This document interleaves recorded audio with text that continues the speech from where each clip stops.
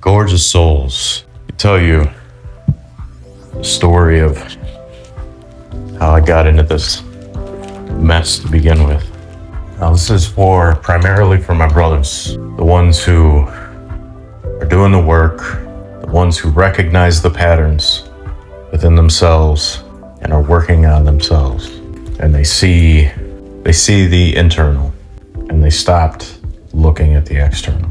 Anyway, so after the affair, after I left my wife, my kids, I found myself in a void, so deep that it just fucking swallowed me whole. I was empty. I was empty, not just lonely. It was like I didn't even exist. I was so desperate for connection. Hole in me. Needed something that made me feel like I mattered again. The only way I knew how to do that was to find someone new, someone from my past, anyone who could make me feel like I was someone again. So I started reaching out, mostly to women I was attracted to, women I was curious about. It wasn't even about them. It was about replacing what I had lost. And no, not just replacing it, but finding something better. I met so many women, but I didn't find better. Not really, till one day I met her. She was beautiful, mysterious, very unusual.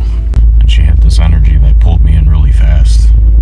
And I fell in love, just like I always do.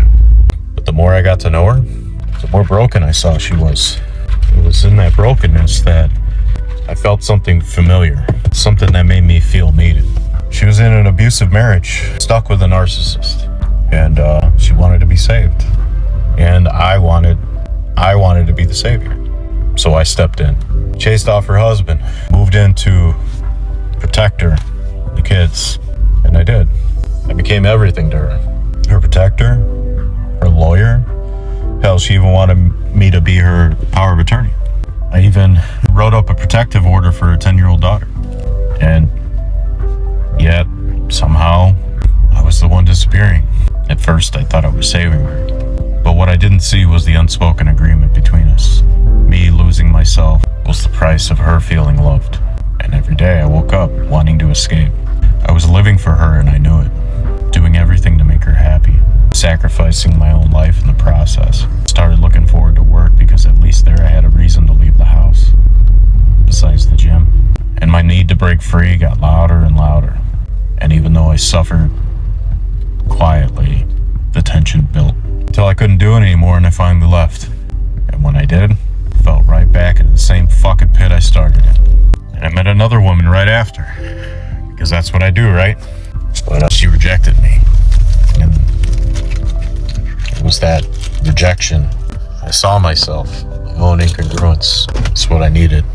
I was afraid. I was unsure of myself and alone again. I remember in that moment, sitting in that pit, I thought, is this what I'm here for? Is this my destiny to do it forever? To keep running in circles? And that's when I knew I had to break the cycle. So I invested in myself. I joined Genuine Attraction. And everything changed. The biggest shift wasn't just learning about women. It was great, but it was learning about me. I learned to feel my emotions, actually feel them, instead of running from them. I learned to trust myself and forgive myself. And then, over time, one day, I look back at my life and I thought, holy shit. And for the first time in years, I felt gratitude for the days behind me. All of it, the pain and everything. And then there was work. Work became unbearable. I was rewarded for being dishonest, for manipulating people. I was done. I was fucking done. Quitting felt like escaping a prison, but it wasn't quiet. I fought my way out. Had a bad breakup with my boss and told the truth, told her exactly how I felt about the work, and she hated that shit. But I didn't care because the moment I walked out, I was free. I was fucking free. And for the first time, I felt like I could finally write my own story. That's when I started leading instead of searching. I became a coach. I worked with Genuine Attraction, guiding men through their own healing, helping them break their cycles. It was the best paying, most rewarding work I had ever done. But still, something was missing. I needed more. I needed to become more because I settled. go. And now, I'm in the worst financial place I've been in years. Hell, decades. But for once, I don't feel like I'm running.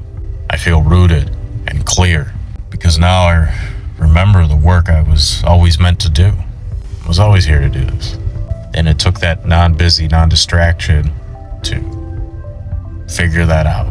The work is communion, co-creation, devotion. It's about building a living field where wild ones and awake ones who remember, can meet. Remembrance of resonance, where men and women, leaders, gather in a space not to rise above, but to rise with. It's connection with God through each other. That's the life I'm creating. Not to escape the system, but to become the system I can finally live inside. The work is clear. And I never knew what this meant until now, but I'm all in.